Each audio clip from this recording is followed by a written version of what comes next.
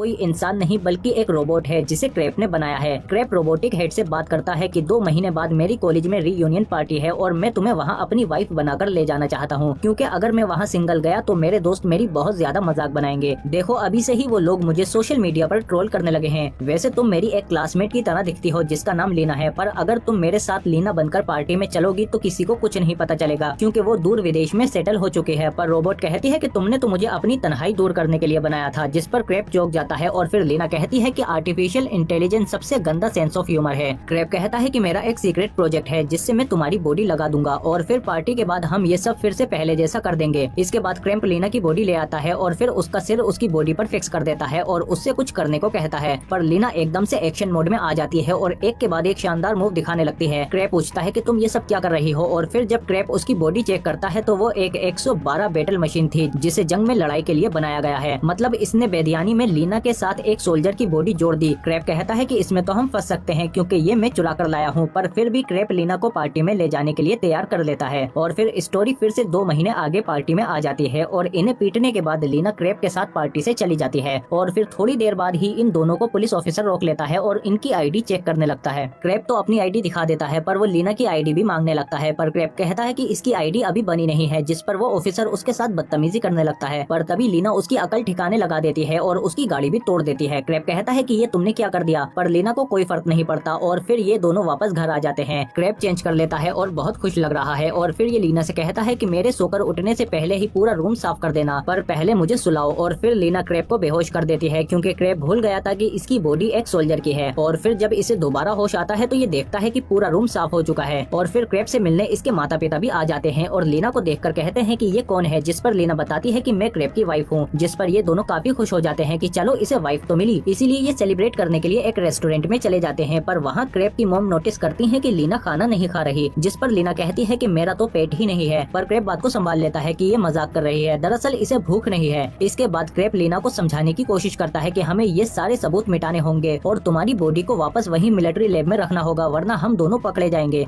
मैं लैब जाता हूँ और तुम कुछ देर मेरे पेरेंट्स के साथ रहो। इसके बाद क्रेप वापस लैब में आ जाता है और उसे वहाँ पर FSB ऑफिसर मिलता है जिसका नाम नेस्टोरेव है। वो इसे बताता है कि हमारा एक रोबोटिक प्रोटोटाइप चोरी हो गया है, इसीलिए उसे ढूंढने के लिए हमें तुम्हारे डेटाबेस को चेक करना होगा। पर फिर क्रेप चालाकी से ऑफिसर का ध्यान भटकाकर लीना का डेटा डिलीट कर देता है, पर ऑफिसर को इस पर शक हो जाता है और फिर वो क्रेप को एक इलेक्ट्रिक सिक्योरिटी की देता है और इसे उसके डेटाबेस में लगाने को कहता है। और फिर ऑफिसर लीना की बॉडी का ट्रैकर एक्टिवेट कर देता है ताकि ये लीना की बॉडी का पता लगा सके। इसके बाद क्रेप फौरन लीना को फोन करके एजेंट्स के बारे में बता देता है और फिर ये दोनों एक अंडरग्राउंड पार्किंग में मिलते हैं ताकि FSB ऑफिसर को ट्रैकिंग का सिग्नल न मिल सके। और फिर क्रेप उस ट्रैकर का पता लगा लेता है, लेकिन इसे निकालने के लिए इन्हें कुछ औजारों की जरूरत पड़ेगी, जिन्हें लेने के लिए ये दोनों ऊपर मॉल में चले आते हैं, पर इनके पास पैसे नहीं होते। इसीलिए लीना कहती है कि पैसों के बदले हम तुम्हें कुछ और दे देंगे। और फिर लीना बिल्ली की एक्टिंग करने लगती है, पर सेल्समैन को कुछ और ही चाहिए था, इसीलिए वो लीना का हाथ पकड़ लेता है, पर लीना उसे दूर फेंक देती है। इसके बाद ये दोनों टॉयलेट में जाकर उस ट्रैकर को निकाल देते हैं। तभी एक लेडी टॉयलेट में गार्ड को ले आती है कि यहाँ पर बहुत शोर की आवाज आ रही है। तब तक गार्ड इन्हें चेक करता है, तब तक ये दोनों ट्रैकर निकाल चुके थे, पर बाहर आते ही इन्हें FSB ऑफिसर मिल जाता है और ये क्रेप को देखते ही पकड़ लेता है। पर तभी वहाँ लीना आकर क्रेप को बचा लेती है और फिर ये फौरन स्पोर्ट्स सेक्शन में जाकर कपड़े बदलकर वापस आ जाती है और ये दोनों कार में बैठकर वहाँ से भाग जाते हैं। पर फिर रास्ते में पुलिस इन्हें घेर लेती है और लीना इन्हें मारने के लिए बढ़ती है, पर क्रेप कहता है कि नहीं, तुम इंसानों को नहीं मारोगी, जिस पर लीना पूछती है पर क्यों। क्रेप कहता है कि तुम्हें टर्मिनेटर 2 देखनी चाहिए और फिर लीना फौरन टर्मिनेटर डाउनलोड कर देख लेती है और फिर सामने पड़े सनग्लासेस पहनकर बाहर निकलती है और टर्मिनेटर के स्टाइल में जाकर उनकी गन से उनके पैरों पर शूट करके आ जाती है। इसके बाद ये दोनों वहाँ से निकल जाते हैं, पर फिर रास्ते में क्रेप लीना से ऐसे बातें करता है जैसे वो कोई असली इंसान हो। वो उसे अपनी फीलिंग्स बताता है, पर लीना एक रोबोट की तरह रिएक्ट करती है। और फिर थोड़ी देर बाद क्रेप गाड़ी रोककर कुछ खाने के लिए रुक जाता है और लीना उसे एक स्टेचू की तरह खड़े होकर देखती रहती है। क्रेप कहता है कि एक इंसान की तरह खड़ी हो जाओ ताकि लोग तुम पर शक न कर सकें। और फिर लीना अपनी आस्तीनें ऊपर कर एकदम से स्वैग में आ जाती है और उसके पास आकर उसकी गर्लफ्रेंड की तरह बातें करने लगती है और क्रेप से कहती है कि मैंने चेक किया है कि इंटरनेट पर हमारी कॉर्पोरेशन का कोई भी डेटा नहीं है, मतलब कोई हमारी इन्फॉर्मेशन छिपा रहा है। हमें रेड एंड डी डिपार्टमेंट जाकर चेक करना चाहिए कि क्या चल रहा है, पर पहले हमें कार और कुछ कपड़े खरीदने के लिए पैसे चाहिए। इसीलिए ये दोनों एक फाइट क्लब में आ जाते हैं और अगर लीना ने यहाँ के चैंपियन को हरा दिया तो उसे बहुत से पैसे मिलेंगे। और फिर रिंग में यहाँ की चैंपियन आ जाती है,